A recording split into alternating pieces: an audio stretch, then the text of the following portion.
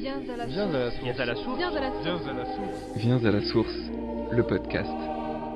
Bonjour à tous, bienvenue pour ce nouvel épisode de Viens à la source. Ces derniers épisodes, nous nous étions concentrés sur la miséricorde. Voici le 4e épisode, être témoin de la miséricorde. On trouve dans le psaume 50 les paroles suivantes. Pitié pour moi, mon Dieu, dans ton amour. Selon ta grande miséricorde, efface mon péché. Lave-moi tout entier de ma faute. Purifie-moi de mon offense. Tout de suite, nous accueillons notre premier témoin. Bonjour, est-ce que vous pouvez vous présenter en 2 mots ?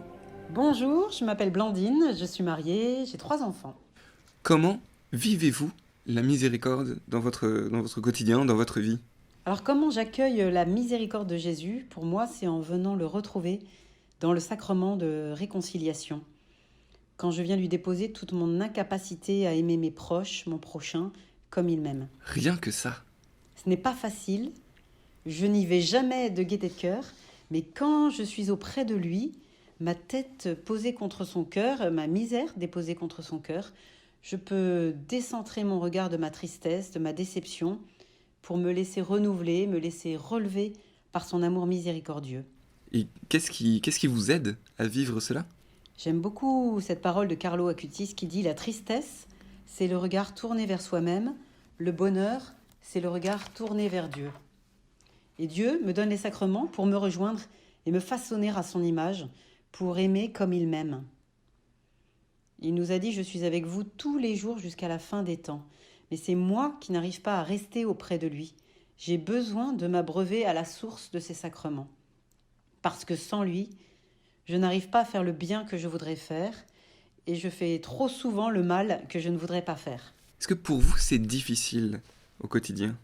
Quand on a des enfants étudiants au look et aux idées très différents de leurs parents, c'est pas toujours facile de se comprendre et bien souvent on se blesse.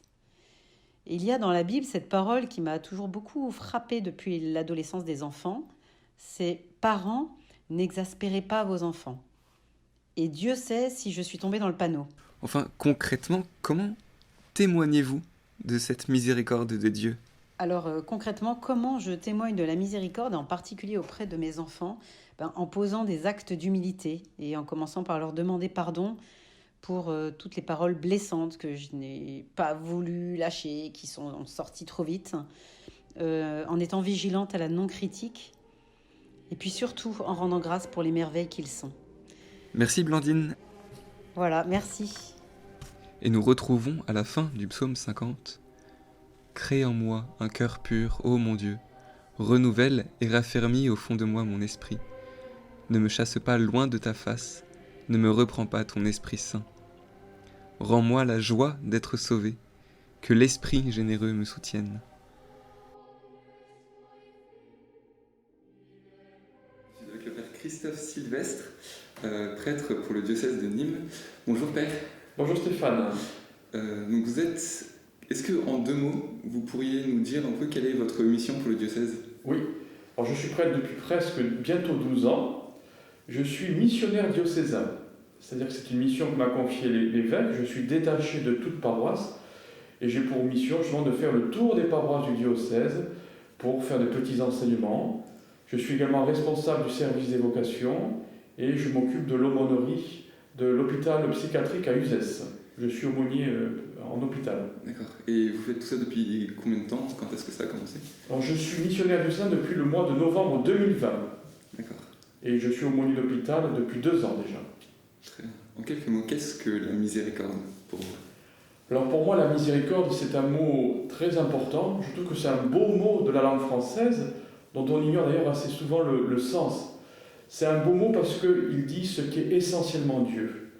Dans le mot miséricorde, on peut trouver 2 mots d'origine latine, cœur et misère. Ça signifie la miséricorde que Dieu a un cœur qui est capable d'accueillir toutes nos misères, toutes nos pauvretés, tous nos échecs, tous nos péchés. Et je crois que justement, parler de Dieu miséricordieux, c'est une bonne nouvelle de savoir que tout ce qui est fragile en moi, c'est accueilli, assumé et transfiguré en Dieu. Alors on trouve dans la Bible 3 mots qui permettent de parler de la miséricorde. Une part, c'est le mot fidélité. Dieu est toujours fidèle à lui-même et à sa parole. Dieu, il est amour. Il est toujours fidèle à cet amour. Ensuite, il est tendresse. Et enfin, il est compassion. Fidélité, tendresse et compassion sont 3 mots qui caractérisent dans la Bible la miséricorde qui vient de Dieu. Et ensuite, on découvre en Jésus, justement, celui qui incarne cette miséricorde. Elle n'est plus simplement une idée abstraite, mais elle prend un visage. Et en Jésus, on peut voir la miséricorde. On peut sentir la miséricorde. Et on peut la toucher concrètement avec Jésus-Christ. Et l'Église, depuis peu de temps, il faut le dire, a redécouvert la miséricorde. Elle a toujours parlé de miséricorde, mais elle ne lui a pas toujours donné la première place au cours des siècles qui viennent de s'écouler. Et quand est-ce que ça s'est fait, ce changement? Quand est-ce que l'Église a remis au goût du jour cette... C'est arrivé, alors, grâce à des interventions, on peut dire divines, parce que Dieu, vous savez qu'il accompagne parfois son Église par des révélations privées qu'il fait à certains chrétiens. C'est arrivé au XVIIe siècle avec sœur Marguerite Marie à la Coque, qui était une religieuse visitandine qui vivait à Paris-Monial, et puis plus proche de nous, et c'est surtout cela qui a été l'élément déclencheur, avec sœur Faustine. C'était qu'on appelle aujourd'hui Sainte Faustine, une religieuse qui vivait dans les années 1930 en Pologne, et à qui justement le Christ s'est révélé et lui a demandé de faire connaître sa miséricorde comme étant la chose la plus importante à faire connaître de Dieu. Et conditionnant même le bonheur et la paix entre les hommes au fait d'accueillir cette miséricorde qui venait de Dieu. Mais il a fallu du temps entre 1930 et aujourd'hui. C'est le pape Saint Jean-Paul II qui a accueilli, après un examen bien sûr de l'Église, de ce que Sainte Faustine avait pu dire, a accueilli les demandes du Christ au travers de ce qu'a rapporté Sainte Faustine. Il y a plusieurs éléments à prendre. Hein. Si je peux en parler peut-être hein. Oui, très rapidement. Oui. Tout d'abord, le Seigneur demande à Sainte Faustine de faire redécouvrir la miséricorde, étant la chose la plus importante venant de Dieu. Pour cela, il propose des moyens très concrets, il est très pédagogue, Dieu, avec nous. Tout d'abord, il demande de faire peindre un tableau qui représente justement Jésus, avec 2 rayons qui sortent de son cœur, qui symbolisent l'eau et le sang qui sortent du cœur du Christ sur la croix, pour manifester que la miséricorde, l'amour de Dieu veut se répandre sur la terre. Et en contemplant cette icône, c'est le moyen pour chacun d'entre nous de se mettre sous la miséricorde de Dieu. Ensuite, il propose un chapelet, alors qui est plus court que le chapelet que l'on connaît classiquement, où on prie avec des Je vous salue Marie. Un chapelet qui permet justement d'invoquer la miséricorde pour prier aussi pour la réparation, pour tous les torts, les outrages qui sont faits à Dieu, et en manifestant au Seigneur, en travers de cette prière, que nous on l'aime, et qu'on veut vraiment réparer le mal que nous-mêmes on peut lui faire, ou que d'autres ont pu lui faire.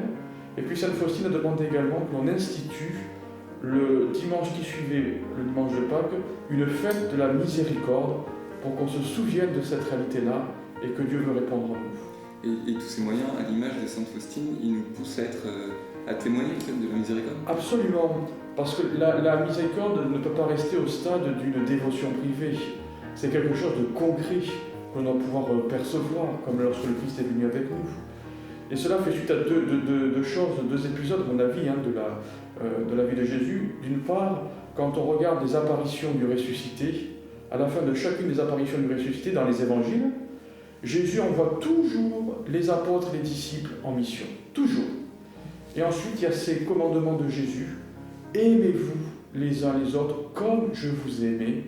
Et puis, dans l'évangile de Luc, soyez miséricordieux comme votre Père est miséricordieux. Donc, ça ne peut pas rester à l'état de dévotion privée, la miséricorde, mais c'est vraiment un appel, ces passages d'évangile que je viens de vous citer, un appel à témoigner de ce qu'est le cœur, l'être même de Dieu. Et cela pour permettre à l'homme d'entrer dans la joie, d'entrer dans la paix et le bonheur. Et dans la Bible, on trouve aussi le psaume 50, dont on a lu quelques extraits précédemment, et notamment cette phrase Seigneur, ouvre mes lèvres et ma bouche, Seigneur, ouvre mes lèvres et ma bouche annoncera ta louange. Est-ce que c'est un signe aussi de témoigner de cette miséricorde, de cette louange de miséricorde? Oui, c'est un appel justement, cette phrase où on demande la grâce de Dieu. Seigneur, ouvre mes lèvres et ma bouche publiera ta louange. Donc on reconnaît, à travers cette petite phrase que vous venez de citer, notre faiblesse. par nous-mêmes, on ne peut pas. On ne peut pas être miséricordieux simplement par nous-mêmes. On a besoin de la grâce de Dieu pour l'annoncer et pour la vivre concrètement. Alors, la vivre concrètement, ça veut dire supporter le prochain, les gens pénibles. Ça veut dire visiter les malades, accueillir l'étranger, donner à manger à ceux qui ont faim, etc., etc. Voilà des œuvres corporelles de miséricorde. Très bien. Merci beaucoup, Père, pour cet enseignement. Et merci pour ce partage. Avec plaisir. Et maintenant, prions ensemble la deuxième partie de la prière des JMJ de Cracovie. Père céleste, rends-nous témoins de ta miséricorde. Apprends-nous à annoncer la foi aux hésitants, l'espérance aux découragés, l'amour aux indifférents, le pardon à ceux qui ont fait du mal et la joie aux malheureux. Fais que l'étincelle de l'amour miséricordieux que tu as allumé en nous devienne un feu qui transforme les cœurs et renouvelle la face de la terre. Marie, Mère de miséricorde, prie pour nous. Saint Jean-Paul II, prie pour nous. Amen.